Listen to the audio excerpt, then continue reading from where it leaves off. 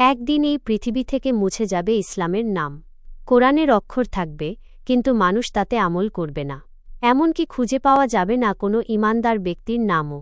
ঠিক এই সময় এক ব্যক্তির হাতে ধ্বংস হবে পবিত্র কাবা ঘর, যাকে বাধা দেওয়ার মতো কোনো ঈমানদার ব্যক্তিও থাকবে না। বিশ্ব ইতিহাসে কাবা শরীফ কেবল একটি স্থাপনা নয়, এটি মুসলিম উম্মাহর হৃদয়ের কেন্দ্রবিন্দু, ঐক্যের প্রতীক এবং নবুয়তের ধারাবাহিকতার সাক্ষ্য। প্রতিবছর কোটি কোটি মুসলমান এই ঘর ঘিরে তাওয়াফ করে, নামাজে মুখ ফিরিয়ে নেয় এর দিকে।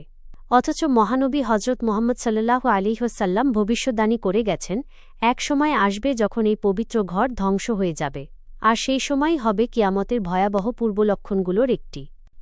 সহিহ বুখারীর হাদিসে বর্ণিত আছে, রাসূলুল্লাহ সাল্লাল্লাহু আলাইহি ওয়াসাল্লাম বলেছেন, যখন কাবা ঘর ধ্বংস হবে তখন কিয়ামত খুব কাছাকাছি চলে আসবে। অর্থাৎ কিয়ামতের বড় আলামতগুলো যেমন ইমাম মাহাদির আগমন, দাজ্জালের আবির্ভাব, হজরত ঈসা আলাইহি ওয়াসাল্লামের আগমন, ইয়াজুজ মাজুজের ফিতনা, এসব ঘটনার পরেই কাবা ধ্বংসের মর্মান্তিক ঘটনা সংঘটিত হবে। এ সময় ধর্ম থাকবে কেবল নামমাত্র। নবী সাল্লাল্লাহু আলাইহি ওয়াসাল্লাম ভয়াল সেই সময়ের চিত্র তুলে ধরে বলেছেন, তখন ইসলাম থাকবে কেবল নামেই। কোরআনের অক্ষর থাকবে, কিন্তু মানুষ তাতে আমল করবে না। আরেকটি হাদিসে তিনি বলেন, এক রাতে হঠাৎ কোরআন পৃথিবী থেকে উঠিয়ে নেওয়া হবে। তখন কোনো আয়াত মানুষের মুখে কিংবা কিতাবে অবশিষ্ট থাকবে না। অর্থাৎ দুনিয়া থেকে ইসলামের আলো নিভে যাবে, পৃথিবী অন্ধকারে ঢেকে যাবে। মানুষ কাবাকে আর আল্লাহর ঘর হিসেবে নয়, বরং কেবল একটি প্রাচীন স্থাপত্য হিসেবে দেখবে।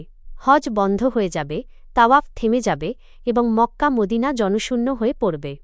রাসূলুল্লাহ সাল্লাল্লাহু আলাইহি ওয়াসাল্লাম বলেছেন, মদিনা তার অধিবাসীদের মধ্যে থাকা মন্দ লোকদের বের করে দেবে, আর সেখানে থাকবে শুধু পশু পাখি।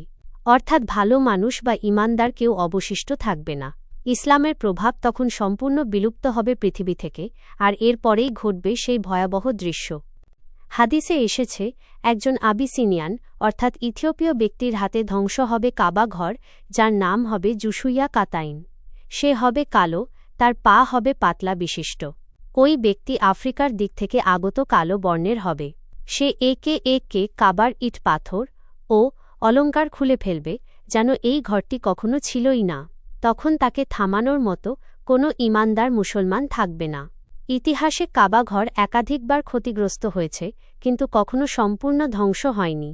ইবনে জুবায়ের ও হাজ্জাজ বিন ইউসুফের যুদ্ধের সময় ৬৪৩ খ্রিস্টাব্দে কাবা ক্ষতিগ্রস্ত হয়।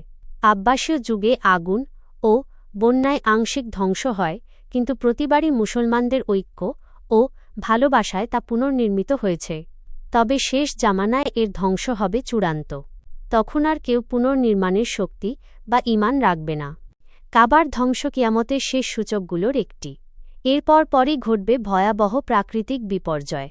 মানুষের হৃদয় থেকে শান্তি বিলীন হবে, সূর্য পশ্চিম থেকে উঠবে এবং পৃথিবীতে ধ্বনিত হবে কিয়ামতের চূড়ান্ত আহ্বান।